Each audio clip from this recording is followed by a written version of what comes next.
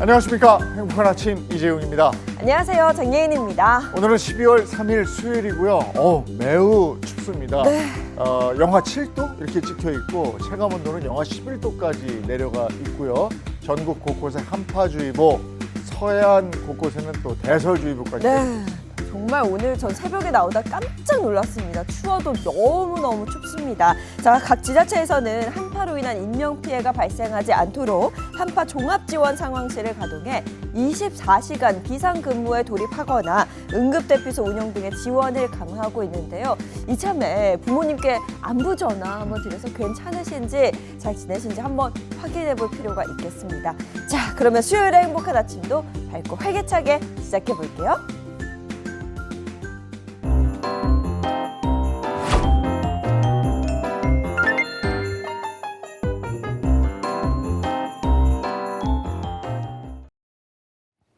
매우 추운 수요일 아침에는 어떤 소식이 들어와 있을까요? 모닝픽부터 시작하겠습니다. 김성환 평론가와 함께합니다. 어서 오세요. 네, 안녕하세요. 네, 안녕하세요. 첫 번째 모닝픽 어떤 겁니까? 첫 번째 모닝픽 주민번호 바꿔주세요입니다. 네, 얼마 전 모닝픽에서도 그 대규모 개인정보 유출 소식 전해드렸는데요.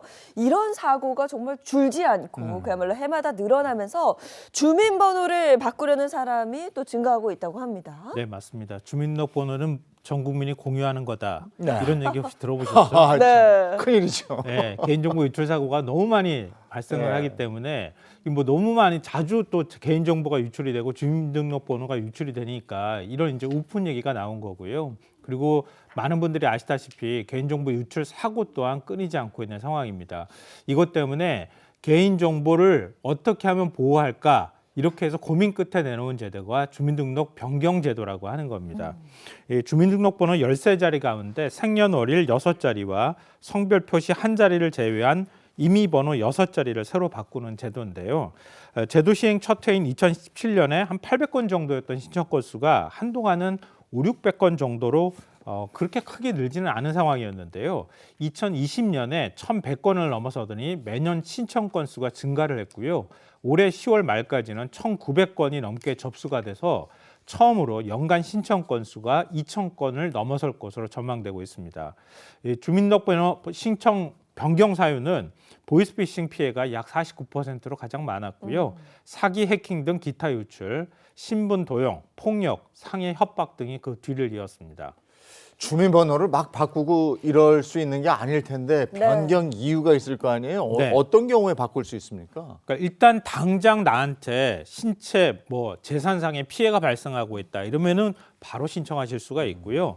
또 지금 당장 피해를 입지 않았다 하더라도 피해를 입을 우려가 있다고 하더라도 변경 신청 대상에 해당이 됩니다. 가까운 주민센터나 온라인으로 정부 24에 접속을 해서 신청서와 피해 입증 서류를 제출하면 심사와 의결을 걸쳐서 새 주민등록번호를 받을 수 있는데요. 아직 피해가 발생하지 않았더라도 사기, 협박 전화 녹취록이나 문자, 진술서처럼 피해 가능성을 소명할 수 있는 자료가 있으면 신청이 가능하다고 합니다. 현재까지 심사 결과가 통보된 15,000여 건 가운데 약 73%가 주민등록번호 변경 허가를 받았다고 하는데요. 네. 이게 제가 좀 설명드리면서 오해하실 분들이 있을까 봐 이건 좀 말씀드려야 될 것 같은데요. 주민등록번호 뒷자리 바꿀 수 있다고 제가 말씀드렸잖아요. 네. 앞자리는 출생한 연도, 생년월일 예. 그렇죠. 들어가죠. 그 다음 자리에 들어갈 때 그때 첫 자리는 성별이잖아요. 성별. 예. 그 다음 자리가 혹시 뭔지 아세요? 다음 자리? 그게 다 의미가 있던데 그게. 예. 예. 그 의미가 태어난 지역, 예. 지역의 예, 맞아요. 고유번호, 그리고 그 지역에 그 당시에 출생신고 순서가 이렇게 번호대로 들어가 있는 거예요. 근데 그게 2020년부터 없어졌어요. 아, 그래요? 그 뒷자리가 임의번호로 바뀌었어요. 아, 네. 그렇구나. 그러니까 이전에 태어나신 분들은 예, 예. 그 번호를 그대로 갖고 있는 거고요. 그 이후에 2020년 이후부터는 임의번호로 지금 바뀌어가고 있는 겁니다. 예. 그러니까 앞으로 주민등록번호를 변경해 주십시오라고 하면 그 임의번호가 계속 바뀌는 거예요. 아. 근데 그렇게 또 따지면 앞에 출생연도나 이런 건 그대로 남아 있잖아요. 네, 네. 그 개인정보는 그대로 유출될 가능성이 여전히 남아 있는 거죠. 그렇게 네. 한다더라도. 그렇다는 건 뭐 단순히 주민번호를 바꾸는 걸 넘어서 근본적인 개선책이 좀 필요하지 않을까 이런 생각도 들거든요. 가장 좋은 해결책이 뭐 같으세요?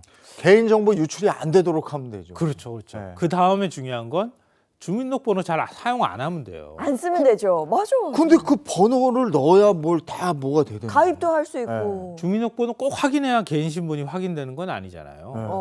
그러니까 주민번호를 자꾸 이렇게 온라인에서 아. 개인 신분을 확인하는 용도로 사용하는 거 이걸 좀 자제하거나 줄이는 방법으로 나가면 어떻겠느냐. 그러면 조금이라도 덜 개인정보가 유출되지 않겠느냐 이런 얘기가 이전부터 끊임없이 나왔고요. 차라리 외국 같은 경우에는 주민등록번호가 없으니까요. 아, 예, 그렇죠. 외국은 없잖아요. 맞아요. 그러니까 이거 아예 써버리지 맙시다 이런 얘기도 사실은 나왔었어요. 그러니까 이런 부분들을 종합적으로 고려해 볼 때 IT 전문가는 이런 얘기합니다. 그러니까 개인정보 유출 사고가 반복된 만큼 전 국민의 주민등록번호 뒷자리를 그냥 다 변경을 해버리자. 그랬으면 그거 다시 딱 좋겠는데요? 바꿔버리자. 다시 외워야 되죠. 아니 그래도 막 유출돼서 불안한 것보다는 다 바꾸는 거 저는 다 괜찮은 것 바꿔서 같은데. 새로 외워. 네. 그러니까 일괄적으로 바꾸는 것도 하나의 방법이 될 수 네. 있는데요. 이렇게 될 경우에 정부에서도 고민이 깊어지는 거예요. 왜냐하면 바꾸는데 행정 비용이 굉장히 많이 들잖아요. 예. 이러지도 저러지도 못하는 굉장히 고민스러운 상황입니다. 네. 그러니까 아까 말씀하셨던 그 말씀이 맞아요. 개인정보 유출하면 엄히 처벌하거나 그렇죠. 예, 이렇게 해서 정말 유출하지 않도록 기업이나 이런 곳에서 철저하게 개인정보 관리해 주는 게 일단 중요할 것 같습니다. 네. 그렇죠. 무엇보다 지금 말씀하신 게 가장 중요한 거죠. 개인 정보가 유출되지 않도록 철저하게 관리하는 거. 이게 중요합니다. 무엇보다도 급선무입니다. 자, 다음 모닝픽은요. 두 번째 모닝픽 치킨 중량 표시제 도입입니다. 제가 치킨엔 또 진심인데 치킨 중량 표시제 이거 어떻게 된 일일까요? 치킨의 진심이시라니까 제가 네. 여쭤보는 건데요. 치킨 주문할 때 네. 어떻게 주문하세요? 그냥 한 마리 그냥 한 보내주세요. 마리. 네, 그렇게 하죠. 진심 아니실 것 같아요. 아 그래요? 보통 한 마리, 두 마리 이렇게 주문하잖아요. 네. 그런데 한 마리가 무게가 얼마나 되는지 어? 혹시 보신 적 있으세요?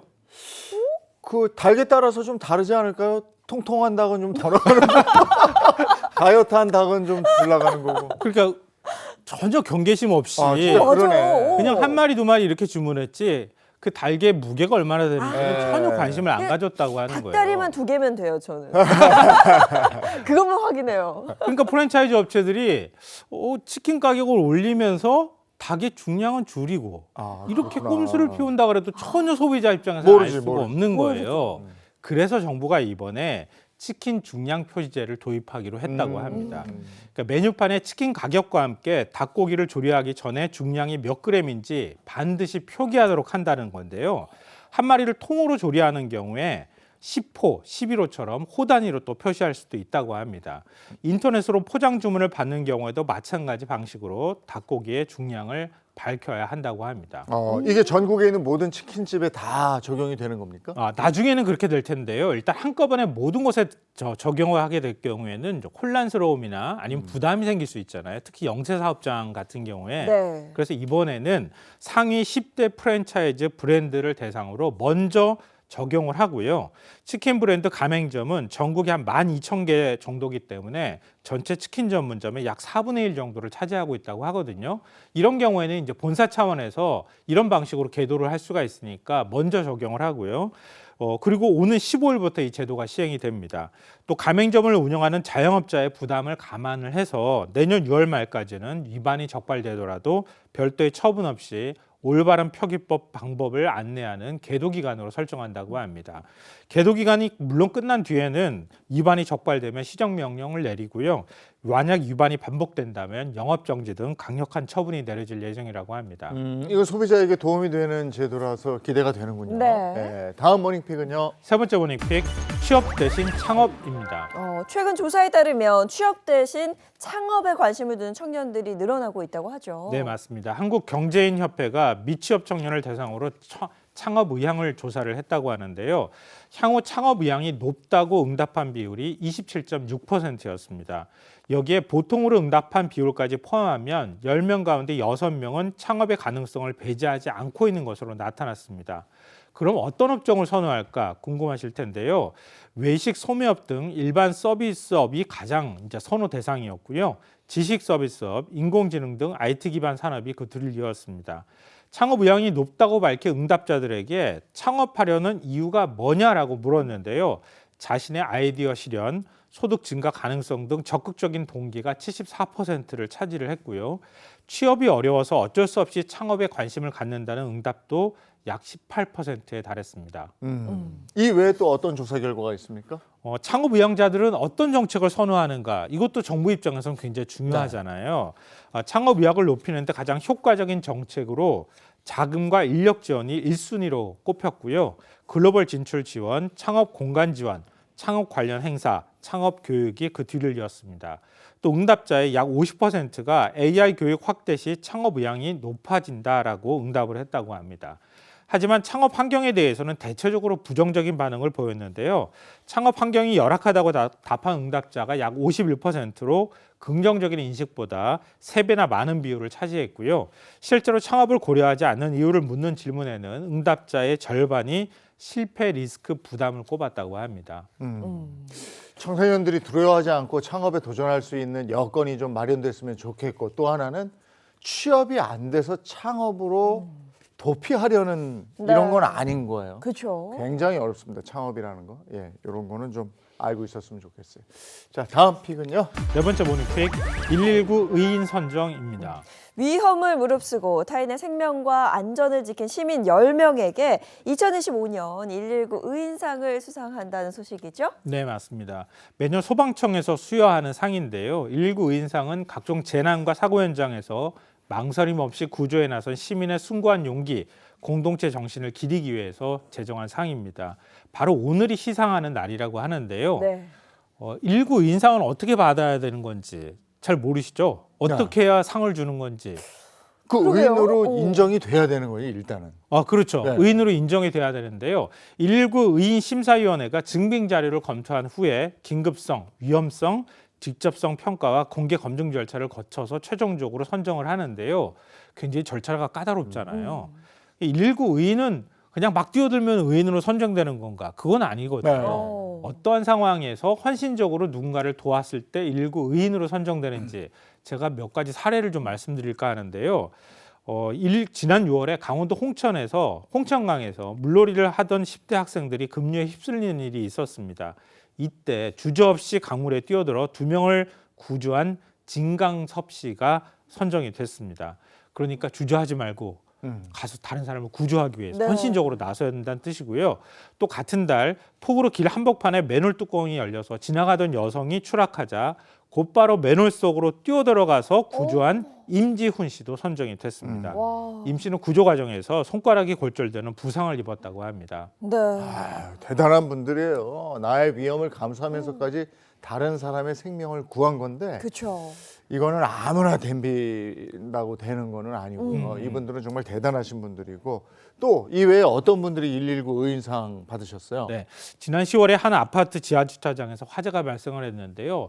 주민들은 앞다퉈서 대피를 하는 상황이었는데 나홀로, 그러니까 홀로 현장에 뛰어들어서 소화기로 초기 진화를 한 사람이 있었습니다. 황우진 씨입니다. 황우진 씨도 의인으로 선정이 됐고요.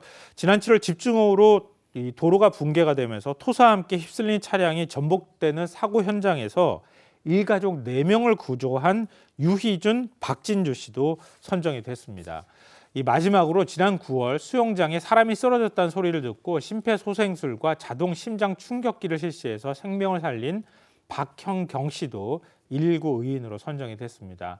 소방청 측은 의인 한 사람 한 사람의 행동이 또 다른 생명을 살리는 사회 분위기로 이어지기를 바란다.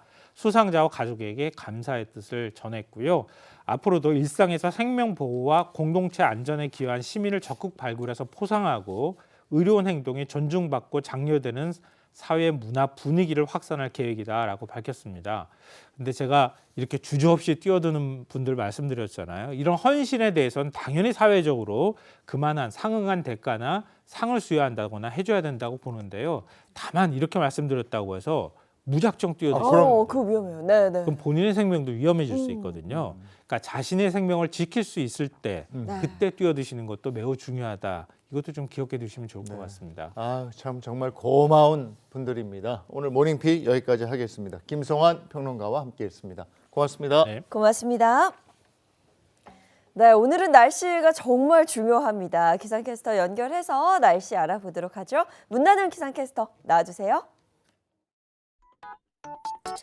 네, 갑자기 겨울 추위가 찾아왔습니다. 곳곳에 한파특보가 발령됐고 서해안을 중심으로는 많은 양의 눈이 내립니다.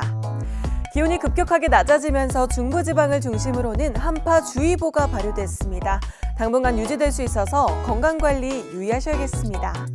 내일은 서울이 아침에 영하 9도로 시작해 한낮에도 3도에 그치겠는데요. 내일 추위의 절정을 보이다가 기온이 점차 오르기는 하지만 토요일은 되어야 매서운 추위는 덜해지겠습니다. 전국 하늘은 대체로 맑겠지만 서해안은 흐립니다. 밤부터 눈이 시작되는데요. 충남 서해안과 호남 서해안에 많게는 10cm 이상의 강하고 많은 눈이 예상됩니다. 지역에 따라서 적설량의 차이가 매우 크겠습니다. 오늘 한낮 기온은 중부는 대체로 영하권에 머물며 서울은 영하 3도, 청주가 영하 1도를 보이겠고요. 남부지방은 광주와 대구가 3도를 보이면서 영하권은 아니지만 한 자릿수로 춥겠습니다. 내일까지 전국 대부분 지역에 바람이 강하게 불어와 체감온도는 더욱 낮게 나타나겠습니다. 동해안은 여전히 대기가 매우 건조하겠습니다. 지금까지 날씨 전해드렸습니다.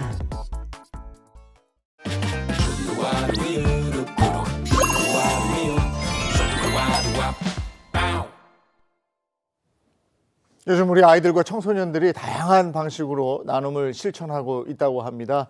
학교 안팎에서 작은 행동이 큰 의미로 다가오게 되는 거죠. 네, 그렇습니다. 기부뿐만 아니라 일상에서 느낀 나눔의 가치를 작품으로도 표현하고요. 또 직접 체험하면서 배우는 교육도 점점 더 확대되고 있다고 합니다. 이렇게 나눔을 실천하고 있는 우리 초, 중, 고등학교 학생들이 나눔 공모전 시상식을 했는데 그 현장을 저희가 준비해봤습니다. 학생들이 어떤 식으로 나눔을 바라봤는지 또 그 마음이 작품에 어떻게 투영이 됐는지 볼 수 있는 기회예요. 네, 뿐만 아니라 우리 주변에서 이어지고 있는 따뜻한 기부 미담까지 준비했는데요. 아이들과 시민들이 전해준 따뜻한 이야기 지금 바로 만나보시죠. 나를 빛나게 하는 힘은 일상 속 작은 나눔에서 시작됩니다. 학생들의 시선에서 표현된 나눔 공모전 시상식 현장부터 조용히 따뜻한 마음을 실천해온 시민들의 이야기까지 각자의 방식으로 나눔을 이어온 순간들을 함께 만나볼까요? 오늘 이곳에서는 전국 초중고학생 나눔 공모전 시상식이 열린다고 하는데요. 일상 속 나눔의 가치를 깨닫고 실천할 수 있도록 사랑의 열매와 교육부가 함께 주최한 공모전입니다. 나를 빛나게 하는 나눔을 주제로 열린 올해 공모전에는 무려 2,846건의 작품이 접수되며 학생들의 따뜻한 관심과 참여가 해마다 깊어지고 있음을 보여줬습니다. 시상식이 열리는 장소 바로 옆에는 나눔 체험관도 함께 마련되어 있습니다.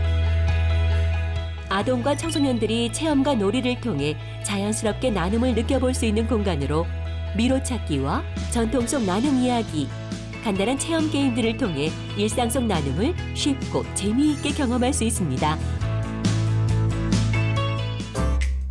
전국 초중고학생 나눔 공모전 시상식을 위해 시상자들이 하나둘 자리에 모이고 있습니다. 행사장의 분위기도 점점 따뜻하게 채워지고 있는데요. 지금부터 제13회 전국 초중고학생 사랑의 열매 나눔 공모전 시상식을 시작하도록 하겠습니다.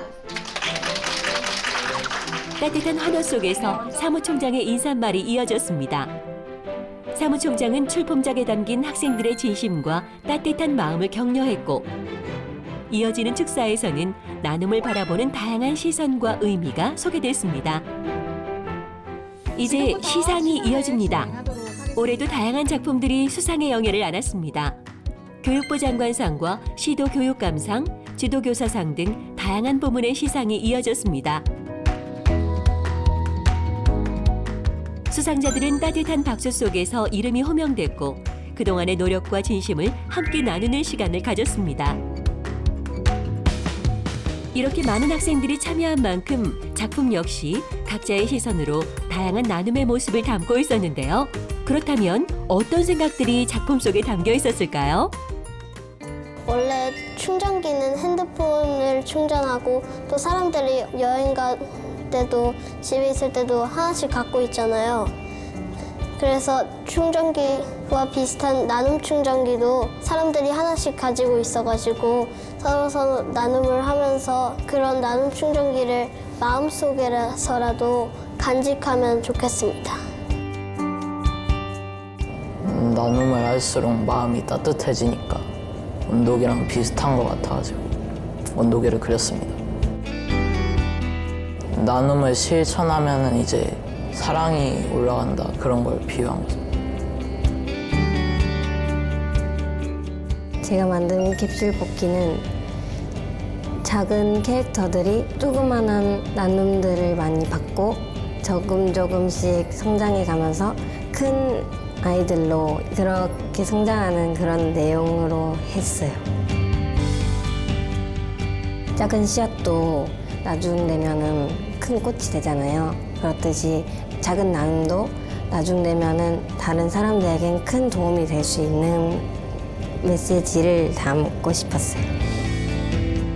이번 작품에서는 학생들이 완성도라기보다는 서로 작품을 보면서 공감하고 자신의 작품에 대해서 이야기해보고 나누는 경험을 좀 하도록 지도를 해보았습니다.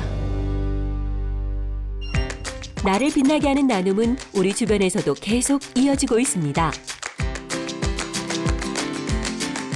얼마 전 최연소 나눔 리더가 탄생했다는 소식이 전해졌습니다. 그 주인공은 놀랍게도 태어난 지 100일 된 아기 손유원 양이었습니다. 제가 유언이를 임신하면서부터 저의 일도 그렇고 저희 가정에 정말 좋은 변화들이 많이 생겼어요. 근데 그게 저랑 저희 가정뿐만 아니라 좀 많은 사람들한테 좋은 변화를 좀 많이 주고 싶어서 유언이의 이제 탄생 기념해서 100일 기념으로 유언이 이름으로 기부를 하게 된 것 같아요. 엄마 조민채 씨는 작은 규모로 시작한 여성 의료 사업이 자리를 잡아가면서 그 감사한 마음을 자연스럽게 나눔으로 이어왔다고 합니다. 제가 이 일을 시작하면서 고객들한테 사랑을 정말 많이 받았거든요. 제가 생각하지 못한 좀 과분한 사랑까지 많이 받은 것 같아서 그 과분한 사랑을 전 항상 이제 보답해야 된다고 생각을 했어요. 근데 그 보답을 이제 어떤 식으로 할까 항상 고민을 하다가 이렇게 기부를 하게 된 것 같아요. 그리고 이번에는 가족에게 찾아온 새 생명의 기쁨을 또 다른 누군가의 하루를 밝히는 마음으로 전하고 싶었습니다. 저는 저희 가족이 작은 한 팀이라고 생각을 하거든요. 그래서 유언이 또한 작은 한 팀의 일원인데 우리 한 팀이 이제 많은 세상에 변화를 줄 수 있다면 그게 얼마나 더 큰 기쁨이겠어요. 그래서 저는 받는 기쁨보다 주는 기쁨을 더 많이 느끼고 싶어서 이제 유언이랑 남편이랑 다 같이 함께 좋은 뜻으로 항상 나눔을 실천하고 있는 것 같아요. 유언아, 처음 기부하니까 소감이 어때? 기분 좋아? 기분 좋아?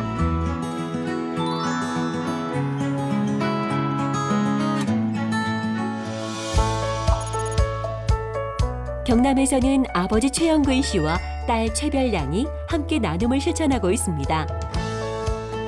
근데 이제 첫 모임이 저희가 이제 정묘회라는 작은 모임이 있었는데 이제 취지가 연 2회 정도는 우리가 그 기부를 한번 해보자 그런 좋은 뜻에서 출발하게 되었습니다. 그래서 이제 지금까지 이제 기부를 계속 실천을 하고 있습니다.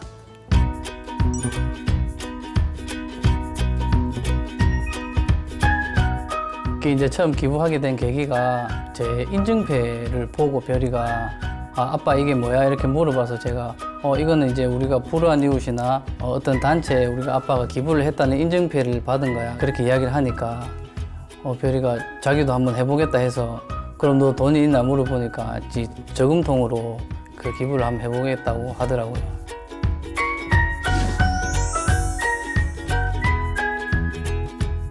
그냥 아빠가 좋은 마음으로 기부하는 게 멋졌어요. 지금도 돼지저금통을 모으고 있는데 그걸 다 모아서 기부할 거예요. 나눔은 나눌수록 충전된다. 나눔은 꽃이다. 세상에서 가장 큰 기쁨이다. 지금 이 순간에 할 수 있는 모든 것이다. 나를 빛나게 하는 나눔은 누군가의 하루를 밝히고 또 다른 마음으로 이어집니다. 오늘의 따뜻한 마음들을 떠올리며 우리 일상에서 나눔을 실천해보는 건 어떨까요? 예, 연말의 나눔의 의미를 되새겨볼 수 있는 훈훈한 영상이었네요.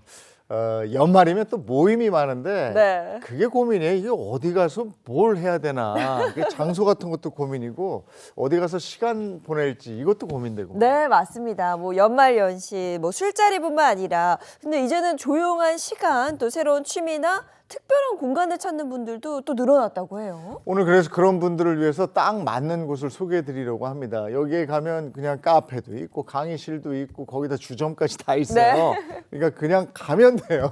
어른들의 놀이터 이렇게 표현을 하곤 하는데 연말 계획 고민하시는 분들 주목해서 봐주시기 바랍니다. 2025년이 어느새 끝자락에 왔습니다. 거리도 사람들도 연말 준비로 한창 들뜨는 요즘. 올해 어떻게 마무리할까 고민 중이시라고요? 그렇다면 다양한 즐거움이 있는 특별한 곳으로 여러분을 초대합니다. 안녕하세요. 개그우먼 123-4-5-7-8-9 혜리입니다. 다들 올해 연말 어디에서 보내실 계획인가요? 친구들과의 송년회, 조용한 쉼, 그리고 새로운 취미 모임까지. 연말에는요, 다들 특별한 공간이 필요하잖아요. 각자만의 계획이 있으실 텐데요. 과연 어떤 계획을 가지고 계실지 한번 들어보러 가볼까요? 렛츠고! 연말 계획이 혹시 따로 있으신가요? 뭐 모임은 많이 있는데요. 네. 우리 여자 동창들은 뷔페를 좋아하고 오. 남자들은 삼겹살집이나 갈비집을 좋아해서 네. 이제 의견을 나눠봐서 네. 연말이니까 술집이나 이런 좀 예쁘게 꾸며놓은 데를 예쁜 거, 감성 있는 거. 맞아요. 다양한 사람이 모이는 만큼 연말 모임 어디서 할까 고민이 많을 텐데요. 그래서 오늘 다양한 분위기를 즐길 수 있는 이곳! 어른들의 놀이터라고도 불리는 복합문화예술공간을 소개합니다! 짜잔!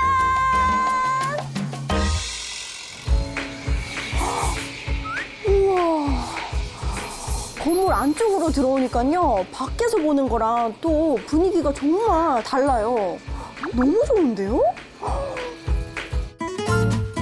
입구부터 시선을 끄는 이곳은 카페와 책방, 작은 갤러리, 그리고 아늑한 주점이 한 공간 안에 모여있는 작은 복합문화 공간입니다. 시간대마다 각기 다른 얼굴을 보여주는 곳이기도 한데요. 와, 연말 분위기, 크리스마스. 이거 무대도 있네요. 우와. 하루 안에 여러 가지 분위기를 경험할 수 있기 때문에 전 일단 카페에서 커피 한 잔의 여유를 즐겨볼게요.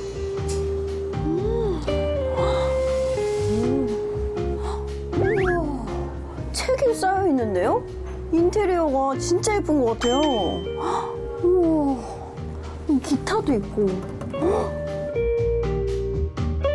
이곳에서는 또 각자만의 시간을 보내시는 것 같은데요. 혼자 오신 분들도 많고 친구랑 함께 이렇게 오신 분들도 많은 것 같아요. 책이 가득한 공간에서 마음을 차분히 채우며 한 해를 마무리해보는 시간도 의미 있을 것 같네요. 카페는 해가 지면 또 다른 분위기로 변신한다고 해요. 낮에는 카페였다가 밤이 되면 은은한 조명 아래 와인을 즐길 수 있는 색다른 공간으로 바뀐다고 하네요.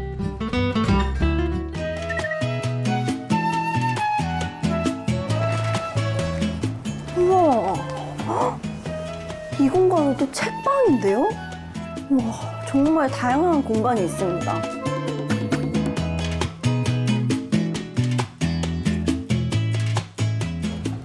누가 계세요? 안녕하세요. 네, 안녕하세요. 뭐 하고 계시는 거예요? 예, 저 오늘 강의가 있는데요. 지금 강의 준비를 하고 있습니다. 우와, 강의가 있으세요? 네네. 여기가 그럼 강의실인 거예요? 예, 여기는 강의실도 되고, 네. 갤러리도 되고, 또 이제 모여서 어떤 작업을 할 수 있는 그런 공간도 됩니다. 우와, 여긴 또 갤러리 공간이에요. 시들도 있고 캘리그라피, 진짜 뭔가 볼 게 많은데요, 여기도? 그리신 건가 봐요. 뭔가 여기도 되게 힐링이 되는 느낌이에요. 글귀도 너무 좋고 하나하나 읽는 재미도 또 있어요.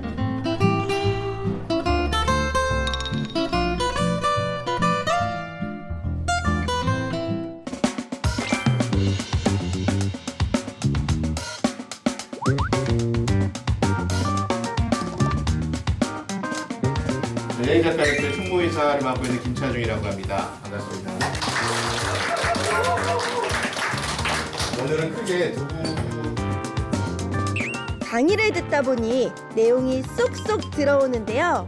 분위기와 프로그램이 자연스럽게 어우러져서 연말에 방문하기 좋은 곳이라는 생각이 듭니다.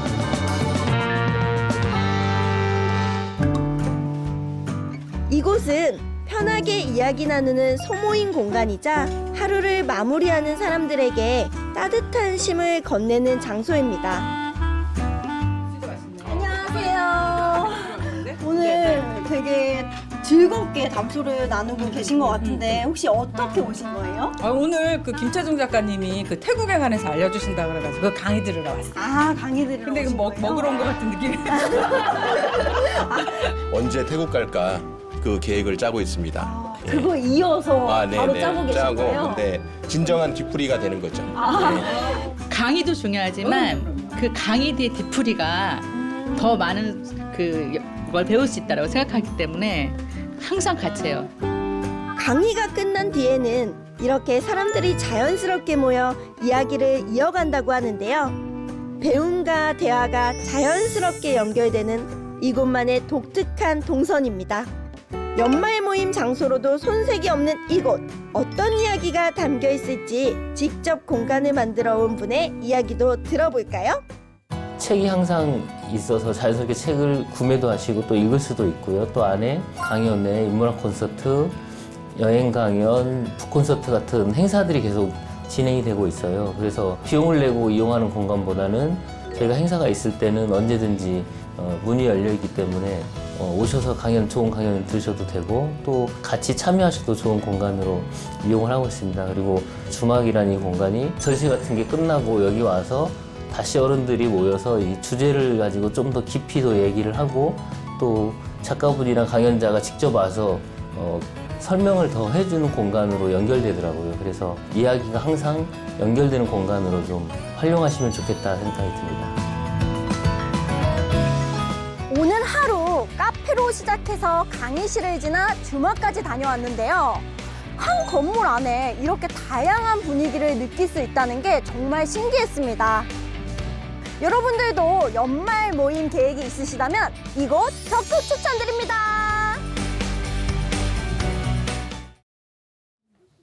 네, 연말을 조금 더 의미 있게 보낼 수 있는 공간이 아니었나 싶습니다. 자, 이번에는 특별한 축제 현장 소개해 드릴게요. 이 축제의 주인공은요, K-드라마, K-팝에 이어 K-산업의 온라인 비즈니스를 개척하고 있는 인플루언서들이라고 합니다.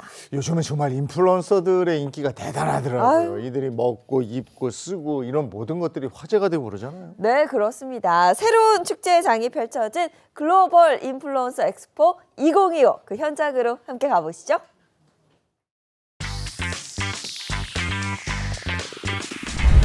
화려한 발차기로 시작된 3박 4일의 축제. K컬처의 종로국답게 문화공연으로 시작했는데요. 해외에서 온 인플루언서들의 눈길을 사로잡은 건 단연 한복 패션쇼였습니다.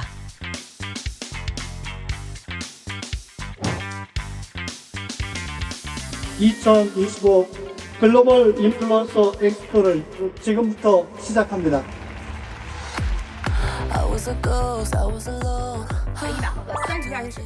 언제 어디서나 카메라를 켜고 수많은 팔로워와 소통하는 사람들. 인플루언서의 영향력이 시장을 바꾸고 있습니다. 입성이 안 춥냐고. 추워도 네. 불타오르잖아. 네. 뭐가 불타오르죠? 너의 마음이. 네. 이 행사장이 엑스포에 왔기 때문에. 네. 와, 성장이 이렇게 됐어요. 인플루언서들이 SNS 방송을 통해 K 중소기업의 우수 상품들을 국내외 소비자에게 소개하는 시간. 라이브 커머스의 시장 규모도 해마다 성장 중입니다.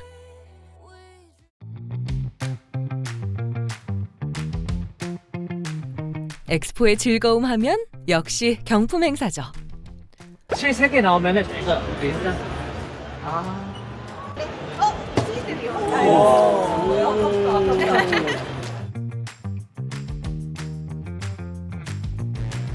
좋은 제품들이 한 곳에 모여 있는데 한 번에 볼 수 있어서 너무 좋은 것 같고 전 세계적으로 선한 영향력을 가진 인플루언서들이 한 자리에 모이는 자리라 너무 기대됩니다.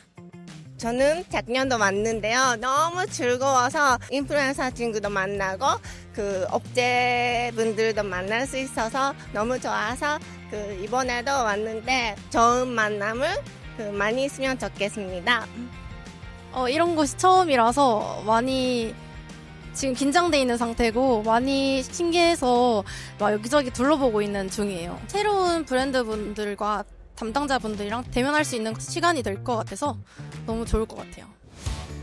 서로 다른 문화권의 인플루언서들이 트렌디한 정보를 교환하는 것도 엑스포의 장점입니다. 태국을 비롯한 동남아시아에 K-뷰티가 널리 알려진 건 우리 상품을 직접 써보고 입소문을 내준 인플루언서들의 역할이 컸죠. 저희 태국 인플루언서예요. 수아라고 하고 마이보아님이요. 저희 시약 폼걸 갔다 왔어요. 네, excited. 행사의 가장 큰 목적은 국내외의 인플루언서들과 국내 중소기업 소상공인의 브랜드를 서로 연결해 주는 것이 목적입니다. 120여 개 이상의 브랜드들이 참여했고요. 식품부터 시작해서 뷰티, 바이오 매우 다양한 업체들이 참여를 했습니다. 좋은 비즈니스 효과를 창출할 수 있지 않을까 그렇게 생각을 합니다. 특히 올해는 해외 바이어가 직접 참여해 중소기업 우수 상품의 해외 진출을 지원하는 상담 부스도 마련했는데요. 인도네시아 수출을 준비하는 우리 상품의 경쟁력은 어떨까요? 할랄을 인정받는 컨설팅을 좀 받아서 인도네시아에 수출을 하고 싶어서 이번 엑스포에 참여하게 되었습니다. 남은 기간 동안 저희 제품을 홍보하여서 널리 이제 동남아 시장에 진출할 수 있도록 계기를 마련하고 싶습니다.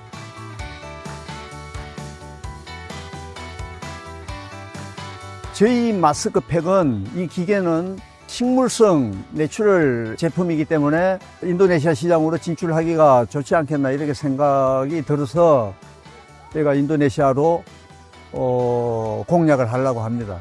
뭐 인도네시아 시장으로 진출하는데 이제 제일 어려운 점들은 좀 할랄 인정이나 이런 부분들이 좀 저희가 좀 난이도가 좀 있는 것 같습니다.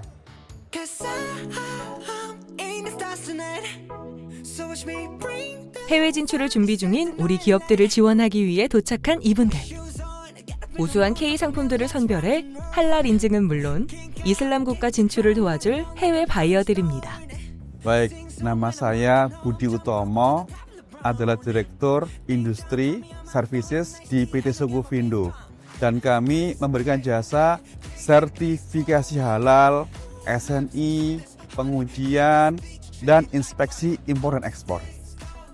인도네시아 수출을 꿈꾸는 K 상품들의 제조 과정은 물론 포장까지 할랄 인증 기준에 맞는지 꼼꼼히 확인부터 합니다. 이거는 그대로 우리가 음식물 이런 데 버려도 동물이 먹어도 아무런 해가 없어요. Katanya kalau bisa makan binatang-binatang pun bisa. 한국에 있는 남자들이 화장을 하는데 예뻐지는 거예요. 그래서 말로만 듣던 다양한 제품들을 한자리에서 직접 체험할 수 있는 것. 이것이 엑스포가 가진 최고의 장점이겠죠?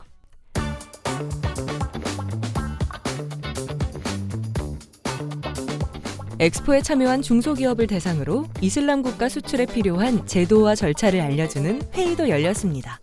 And the last is we will support for the SNI and also from the TKDN. We really happy to support you through our partner in Korea, HBN Group. 이날 현지 바이어와 업무 협약을 체결하고 할랄 인증서를 받은 기업들도 탄생했는데요. 인도네시아 할랄 인증 수여식이 있겠습니다. 할랄 인증을 통해 동남아 그리고 인도네시아 시장에 진출하게 되었습니다.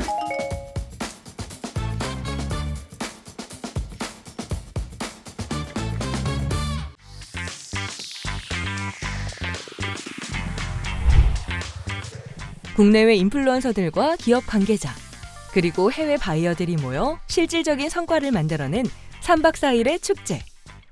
사람과 사람이 만나 새로운 시장 개척의 가능성을 보여준 2025 글로벌 인플루언서 엑스포. 쉽게 접할 수 없는 것들이잖아. 거리에서 막 퀘스트 같은 거 한다. 그래서 너무 좋았어요. 신기하고. 여러 기업들에서 부스들을 많이 참여해 주셔서 볼거리들이 다양하게 많이 있었어요. 많은 추억을 만들 수 있었던 것 같습니다. 글로벌 인플루언서 엑스포 화이팅! 글로벌 인플루언서 엑스포 화이팅! 글로벌 인플루엔서 엑스포 화이팅!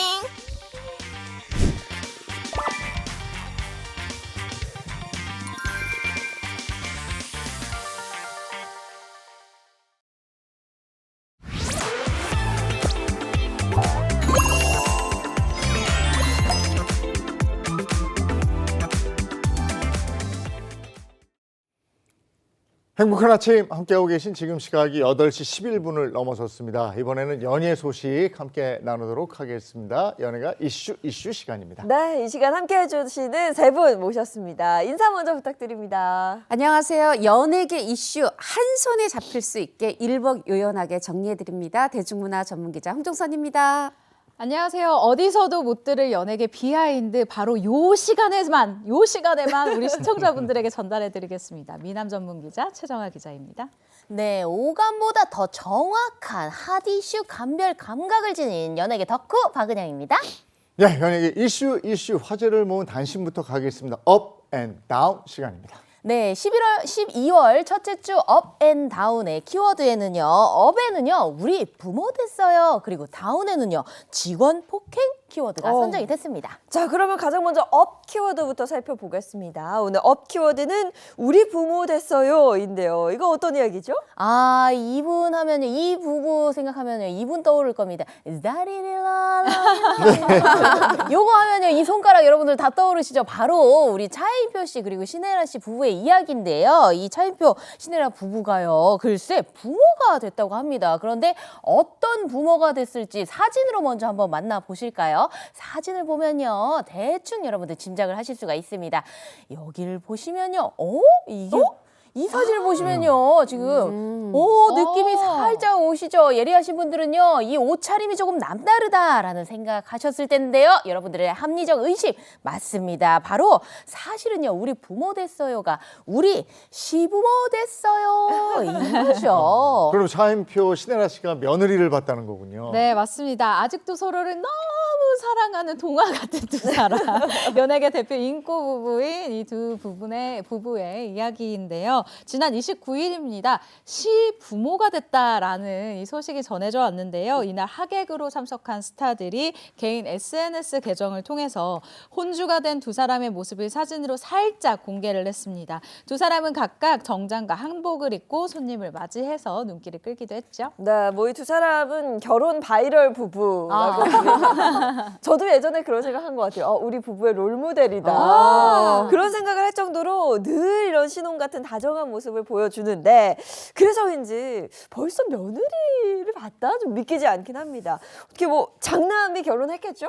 그랬겠죠. 맞습니다. 사실 많은 분들이 보시면서 아니 벌써 시부모라고 손에 장갑 낀 거 보니까 맞는 것 같긴 한데 맞습니다. 시부모 됐는데 이 두 사람 1994년 드라마 사랑을 그대 품 안에로 만나서 그 이듬해 95년에 결혼하고 그리고 3년 뒤에 장남을 품에 안았습니다. 그리고 2005년, 2008년 차례로 딸을 입양하면서 세 남매 부모가 됐죠.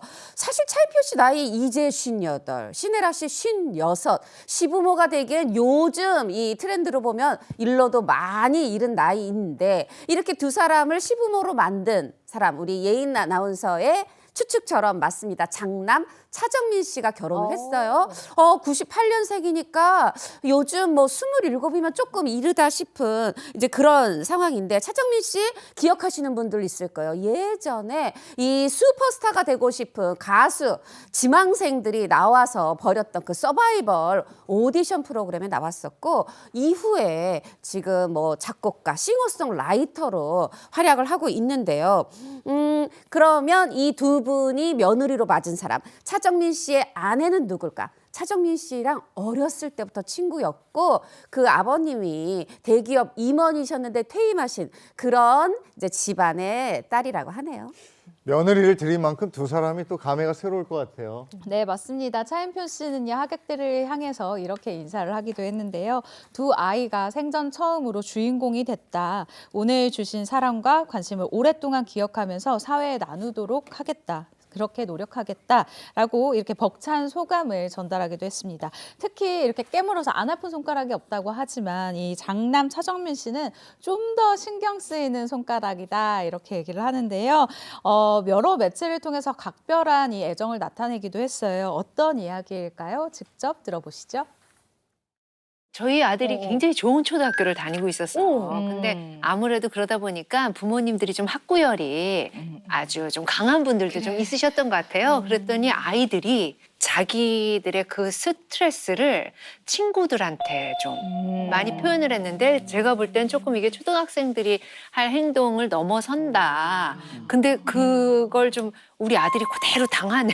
그래서 우리 아들을 조금 더 좀 내면이 좀 강하게 좀 만들어줘서 세상에 내보내고 싶다라는 생각을 해서 6학년 1년을 이제 쉬기로 했어요. 제일 중요한 시기인데 어떻게 보면. 근데 조금 저도 좀 많은 생각을 했던 게 이게 회피를 하는 건가? 도망치는 건가? 라는 생각을 했었거든요. 근데 그렇게는 되지 말아야겠다는 생각은 좀 했었던 것 같아요. 초등학생들이 해야 할 행동의 선을 넘었고 그걸 아들이 그대로 받았다. 이게 뭐 학폭 사건이었는데 이 사건을 계기로 아들의 교육이나 혹은 양육에 있어서 굉장히 많은 고민을 했다는 게 이 말을 통해서 좀 느껴지네요. 네, 당시 신혜라 씨가 밝혔던 얘기 좀 전해드리면 정말 그 무너지는 가슴이 좀 공감이 되실 거예요. 뭐냐면 아이들이요 계단에서 이 아들의 가슴을 발로 뻥 차면서 돈을 달라고 했다. 돈 달라고 한 것보다 이거 계단에서 가슴 차면 정말 부르면 큰일 나는 상황이잖아요. 뿐만이 아닙니다. 이 아들의 양말 또 뭐 속옷 이런 걸 변기에 넣어서 괴롭히고 이런 상황이었다고 해요. 하다 보니까 정말 신혜라 씨 당연히 우리도 이런데 피가 거꾸로 솟았다고 합니다. 그래서 어려운 결정한 거죠. 쉽지 않았겠죠. 1년 동안 이제 홈스쿨링 하는데 이제 신혜라 씨가 아침에 9시부터 12시까지 집에서 이렇게 홈스쿨링 이제 아빠가 차인표 씨가 하고 또 일주일에 한 번씩 이 어머님 댁에 가서 할머니 댁에 가서 거기서 농사도 짓고 또 아빠랑 수영도 하고 이런 시간을 보냈다고 해요. 이렇게 또 엄마 아빠가 이렇게 헌신을 해서 그랬는지 다행히 이제 좀 극복하고 다시 학교에 다닐 수 있었고 이렇게 사회생활 연습을 했고 그러다가 이렇게 어엿한 어른이 되어서 가정까지 이제 꾸리게 됐다고 하니까 정말 이 차인표 신혜라 씨 아빠 엄마의 마음이 정말 뿌듯할 것 같은데 이제 그래서 이들을 뭐 세계의 커플이다가 아니라 세계의 부모 거기다 세계 시부모 이런 때 수식어 붙을 것 같습니다. 이 두 분은 뭐 좋은 시부모가 될 것 같습니다. 네. 이번엔 다음 소식으로 가보겠습니다. 다음 소식의 키워드는요. 직원 폭행인데 이거 잘 살펴봐야 될 것 같은데 키워드부터 살벌한데 이게 무슨 일입니까? 네, 때는 2022년으로 거슬러 올라갑니다. 한 온라인 커뮤니티에요. 한 아이돌 스타로부터 폭행을 당했다라는 폭로글이 충격적인 글이 올라오게 되는데 실명을 이때는 거론하진 않았어요. 그런데 힌트가 적혀져 있습니다. 1세대 아이돌 출신 대표라고 이야기를 했고 특정된 인물이 있었던 건데요. 그 주인공은 이름만 들어도 알만한 스타입니다. H.O.T의 멤버 장우혁 씨였습니다. 이 폭로글을 올린 이 인물은요. 장우혁 씨의 소속에서 일했었던 직원이라면서 구체적인 사례를 들어서 폭행 피해자임을 주장하고 있는 상황인데요. 한 번은 2014년 초 해외 출장지에서 장우혁 씨와 함께 택시에 탔다가 자신의 뒤통수를 가죽 장갑을 낀 손으로 가격당했다라고 주장을 하고 있는 상황이고요. 또 한 번은 2020년입니다. 방송국에서 이 공연을 앞두고 마이크를 이렇게 채워주잖아요. 이 마이크를 채워주던 자신의 손을 아이씨라고 이제 이야기를 했다라고 주장을 또 하고 있는 겁니다. 이에 대해서 장우혁 씨는 정반대의 입장을 내놨습니다. 악의적인 허위사실 유포다라고 주장을 하면서 오히려 공연을 앞두고 마이크 정리를 좀 해달라고 이 해당 직원에게 요청을 했는데 소리가 날 만큼 세게 손을 맞아서 이후에 오히려 내가 무대 공포증과 외상 후 스트레스 장애에 시달리고 있다라고 이야기를 했고요. 또 경찰 조사 과정에서 자신 자신이 폭행 피해자다. 오히려 내가 폭행을 당했다라고 이야기를 하면서 그 전 직원을 명예훼손 혐의로 고소를 해서 첨예한 법적 다툼을 벌이고 있는 중입니다. 네, 그럼 벌써 법적 다툼을 시작한 지 3년여가 지나가는데요. 결과는 좀 어떻게 나왔을까요? 얼마 전에 1심 판결이 나왔어요. 그런데 재판부의 판단은 이 전 직원의 명예훼손 혐의 무죄로 선고를 했습니다. 재판부가 그렇게 판단한 근거들 좀 전해드리면 일단 이 전 직원의 폭로가 허위라고 단정하기 어렵다. 또 당시 장우혁 씨가 만약에 이 직원으로 폭행을 당했다면 이후에 어떤 통증이나 부상들을 호소한 기록이 있어야 되는데 그런 기록이 없다. 여기에 더해 사건 다음 날 이 직원한테 왜 늦느냐면서 질타하는 문자 메시지를 보냈다. 그리고 장우혁 씨가 주장하는 내가 폭행의 피해자라는 진술의 신빙성이 낮다. 그리고 또 이제 대표와 직원이라는 어떤 위계질서가 있는 관계를 생각해 볼 때 이 직원이 장우혁 씨 대표를 폭행하고 했다고 보기 어렵다. 이러한 등등의 근거를 들어서 이 직원에게 무죄를 선고했고 검찰은 이에 불복해서 항소를 제기했습니다. 네, 앞으로 나올 판결을 또 주목해 봐야겠습니다. 자, 연예계 이슈 업앤다운으로 살펴봤고요. 이번에는 스타들의 흥미진진한 공통점을 찾아볼 수 있는 그런 순서를 준비했다고요? 네, 맞습니다. 얼마 전에 딱 한 곡으로 인생 한방, 인생 역전을 했었던 그런 가수들의 이야기를 준비를 해봤다면요. 이번에는요, 정말 딱 한 작품으로 인생을 역전한 그런 스타들의 이야기를 한번 준비를 해봤습니다. 이름하야 연기 때문에 이름을 잃은 스타들의 이야기를 한번 준비를 해봤는데요. 네. 두 분은요, 이 이름 대신 너무나도 연기를 잘해서 캐릭터로 기억되는 그런 스타들이 있을까요? 저는 딱 떠오른 게 나 장첸이야. 아! 아니면 뭐 연진이도 아, 그렇고. 그렇죠. 네. 저 네. 그렇게 두 사람이 떠올라요. 근데 지금은 너무나 유명한 송강호지만 네. 배우 네. 처음에는 진짜 동네 양아치인 줄 알았어요. 진짜 연기를 너무 잘해서. 안입을 땀한. 또 있지. 너 혼자 왔니? 맞아요. 이런 그게 거. 장첸. 네. 맞아요. 야, 연기를 너무 잘해가지고 그 캐릭터로 기억이 남는 그런 스타들이 있는데요. 저는요, 이 캐릭터를 뽑고 싶습니다. 정말 천방지축하니보다 더욱더 천방지축인 정말 우리 동네에 있는 항상 그 푼수 여동생의 원조라고 할 수 있죠. 철딱선이 없는 캐릭터 종마리로 인기를 끌었던 배우 곽진영 씨입니다. 정말 그땐 너무 인기 대단했죠. 네. 90년대 맞습니다. 초에 정말 한 대 탁 쳐받고 지어받고 싶어. 이렇게.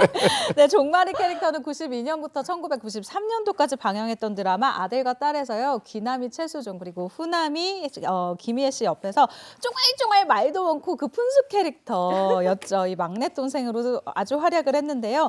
당시 이 드라마가 여러분 지금은 상상도 할 수 없습니다. 요즘 5%만 넘어도 대박이라고 하는데 이때 61%를 돌파를 하면서 통통 튀고 또 시청자들을 웃게 하는 그런 이 인물로 사랑을 받았어요. 데뷔한 지 1년도 안 된 곽진영 씨가 이 종마리 캐릭터를 통해서 엄청난 사랑을 받게 되는데요. 그러면서 죄가 CF 그리고 샴푸 CF 등을 찍게 됩니다. 이런 세 가지의 이런 CF를 찍고 나서 무려 1억 5천만 원이라는 개런티를 받았는데 이 금액이 지금도 물론 큽니다. 그런데 그 당시에 어느 정도로 컸냐면요. 집 한 채. 서울 한 채, 서울의 집 한 채가 이 가격이었다고 하거든요. 그러니까 정말 어마어마한 인기를 누렸다라고 볼 수가 있는 거죠. 네. 근데 이 배우 입장에서는 이렇게 한 가지 캐릭터가 너무 큰 사랑을 받게 되면 다음 작품을 할 때 뭔가 그 캐릭터를 넘어서야 한다는 부담이나 압박감도 좀 느낄 것 같거든요. 곽진영 씨도 이와 관련해서 고민이 좀 있지 않았을까 싶은데요. 너무 컸죠. 아들과 딸을 1992년, 93년 했는데 그 94년도 사랑을 그대 품 안에 출연했지만 사람들이 기억을 못해요.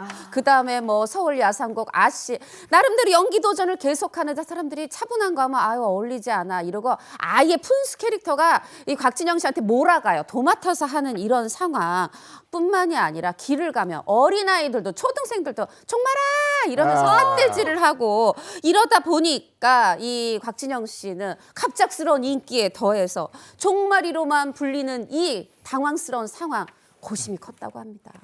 네, 그래서 곽진영 씨는요, 이 귀여운 종마리 캐릭터를 벗어나기 위해서 한 가지 방법을 시도를 하게 됩니다. 바로 성형 수술이었는데요. 당시에 가요계의 섹시 아이콘이 바로 엄정화 씨였잖아요. 그 섹시한 이 큰 눈을 따라하기 위해서 성형 수술을 감행을 했는데 좀 수술이 잘못됐어요. 이 부작용이 생겼던 게 눈두덩이 이 조직을 너무 많이 잘라내는 바람에 이 제대로 눈을 감았다 떴다 하는 게 힘들었었다라는 거예요. 하지만 이 수술의 부작용보다 더 마음이 아팠던 게 있다고 합니다. 그건 바로 사람들의 시선 그리고 나의 이 아픔을 이용하려는 언론의 이 이슈몰이었다고 하는데요. 바로 이곳 행복한 아침에서 이 당시의 모습을 그리고 신경을 설명을 한 적이 있었는데 준비해봤습니다. 함께 보시죠. 저는 일이 좋아서 일을 하려고 그러면 카메라 감독님 다들 시영아 너 눈이 좀 이상해 그러면 우린 배우는 그렇잖아요. 눈으로 보고 눈으로 얘기해야 되고 눈으로 말해야 되는데 내가 전달이 많이 미흡한가? 남들한테 눈에 대한 게 되게 어색한가? 그래서 제 스스로 피하게 됐었고 제 스스로 일을 안 하게 됐던 것 같아요. 어느 날 뭐 인터뷰가 왔어요. 지금도 잊혀지지가 않아요. 왜 이렇게 방송일 안 하셨어요? 그래서 제가 옛날에 눈이 잘못돼서 그 일을 안 했습니다. 갑자기 눈만 타이트하게 찍어서 지금부터 이러냐 그게 이슈가 되는데 이걸만 타이트하게 찍어서 계속 저를 방송에 나오는데 이건 사람을 살리려는 건지 죽이려고 하는 건지 그때부터 저는 또 방송이 싫더라고요. 종마리 캐릭터를 뛰어넘으려고 선택한 건데 그게 오히려 부작용을 낳게 됐다 이런 얘기인데 지금은 김치 사업해가지고 성공한 CEO로 우리가 알고 있는. 그쵸. 뭐 연기, 예능, 문을 두드리던 곽진영 씨. 이거 좋은 지역에서 딱 이거 해가지고 갓김 참 좋겠다 해가지고 김치 사업 했는데 완전히 성공한 CEO가 됐죠. 연매출 10억. 굉장히 열심히 하고 있는데 이 김치 공장으로도요. 종마리 보러 왔다 이러시면서 옛날 팬들이 찾아오신대요. 그런데 옛날엔 그렇게 부담스러웠던 인기 이제는 아직도 잊지 않아 주시네. 감사할 따름이라네요. 네, 근데 그러고 보면 어떤 배우를 딱 봤을 때 누굴까 이거보다는 땡땡이 뭐 이렇게 캐릭터가 딱 떠오르는 것도 배우 입장에서는 분명히 한번 임팩트를 줬다는 거니까 이것도 의미가 있을 것 같고 은영 씨는 그러면 강렬한 연기로 또 오히려 본명을 좀 잃은 스타 또 누가 있다고 생각하세요? 지금 우리 예인아나 말처럼 땡땡이 누구 이렇게 기억되는 스타들 그런 스타들은 또 아역 스타들이 유독 많다는 거 여러분들 눈치채셨을 겁니다. 그래서 또 이 강렬한 연기로 본명을 잃은 아역 스타 2명을 준비를 해봤는데요. 여러분들 국민 손주하면 떠오르는 사람 바로 순돌이 역할을 맡은 이건주 씨 그리고 국민 손녀 빼먹을 수 없죠. 미다리 역할을 맡은 김성은 씨 이야기 한번 준비를 해봤습니다. 정말 대단했죠. 순돌이 이건주 씨 얘기부터 한번 해보도록 하겠는데 네. 순돌이 인기는 정말 대단했죠.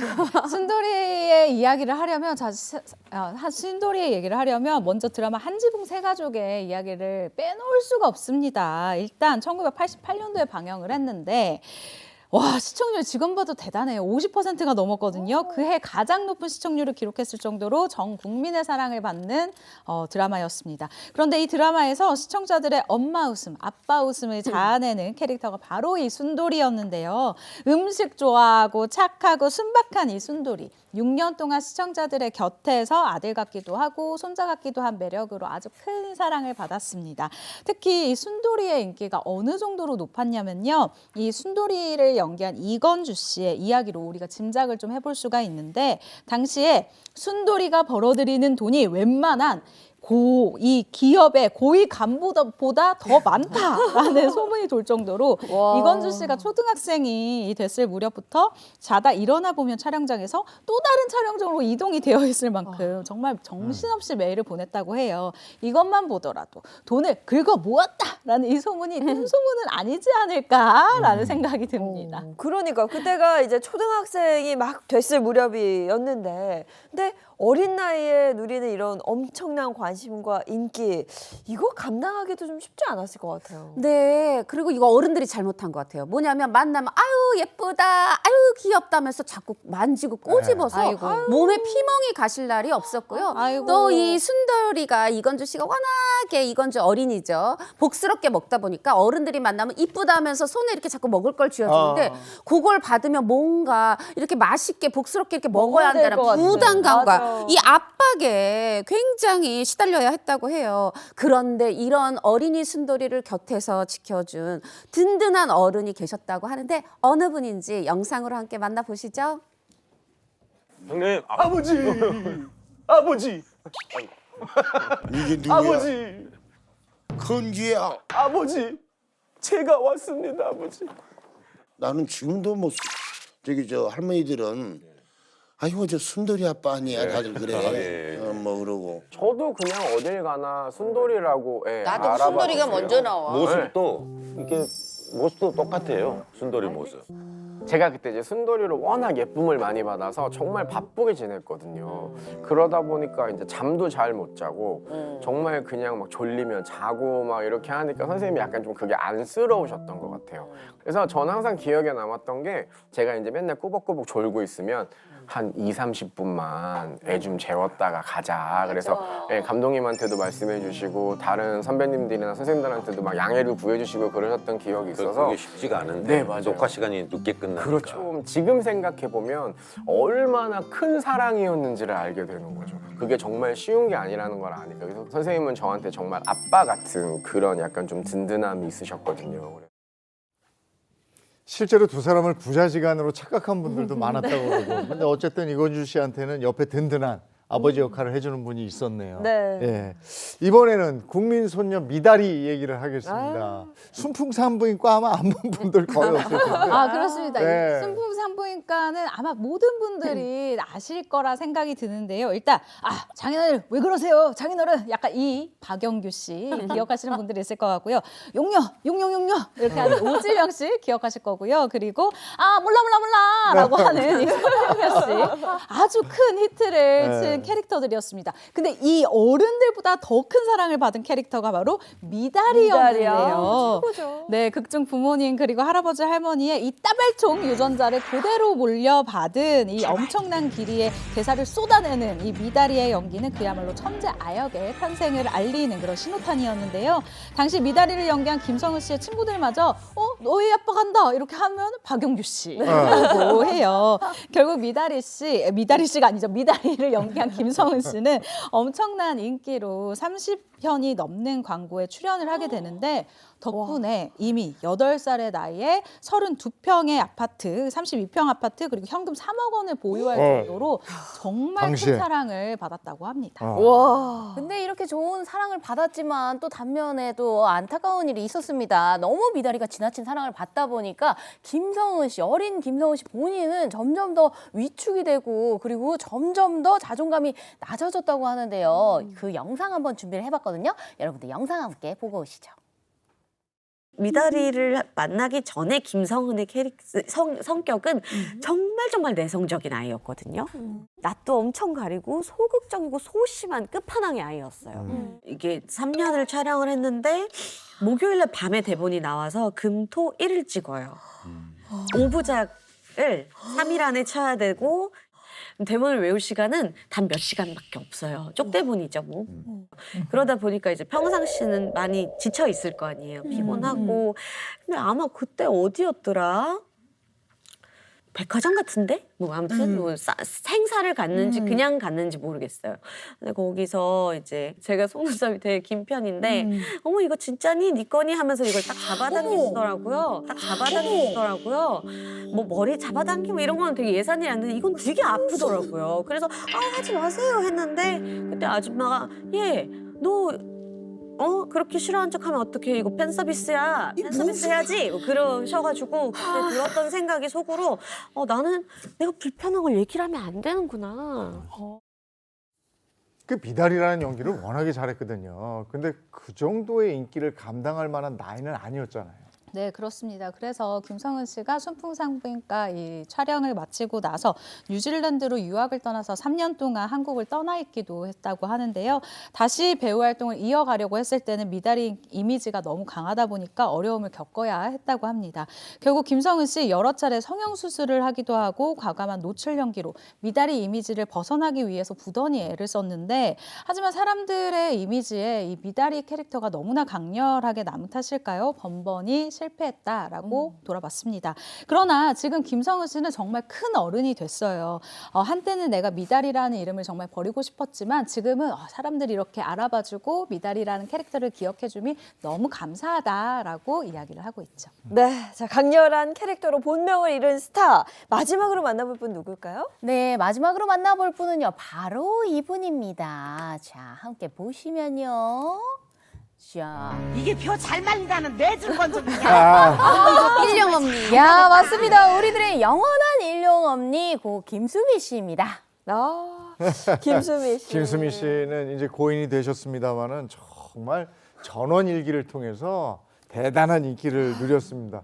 김혜자 씨가 구수한 그 한국의 어느 정서를 품은 엄마였다면 네. 김수미 씨는 또 다른 캐릭터의 대한민국 국민 엄마였잖아요. 그렇죠. 김혜자 씨가 국민 엄마면 일용엄니, 김수미 씨는 국민 엄니였는데 사실요, 이 드라마 시작할 때요, 몇 살에 이 60대 노인 역할 시작했냐면요, 겨우 31살.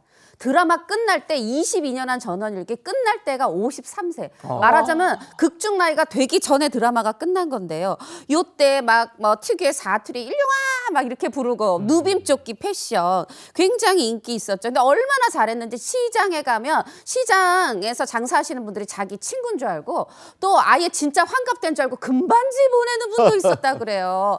그렇게 해서 이 인기를 바탕으로 전국을 돌면서 사인회를 할 만큼 그렇게 완벽한 60대 노인 연기를 30대부터 50대 이 김수미 씨가 해냈습니다. 야, 근데 사실 30대 여배우라면 그 60대 노인 연기하는 게 좀 두려움도 있고 어려움도 있었을 것 같은데 일용엄니 캐릭터를 맡게 된 이유가 있었을까요? 정말 아이러니하게도 당시 김수미 씨는 서구적인 마스크로 굉장히 각광을 받던 배우였는데 하지만 김수미 씨는 동기들이 멜로드라마로 한 명, 두 명씩 이렇게 주인공을 하고 있을 때 자신에게 들어온 이 일용엄니 역할을 아주 그냥 깡다구 있게 덥석 내가 이거 할게요 라고 이야기를 했다고 합니다. 그 이유를 고 김수미 씨가 생전에 이야기한 부분이 있는데요. 준비했습니다. 함께 들어보시죠.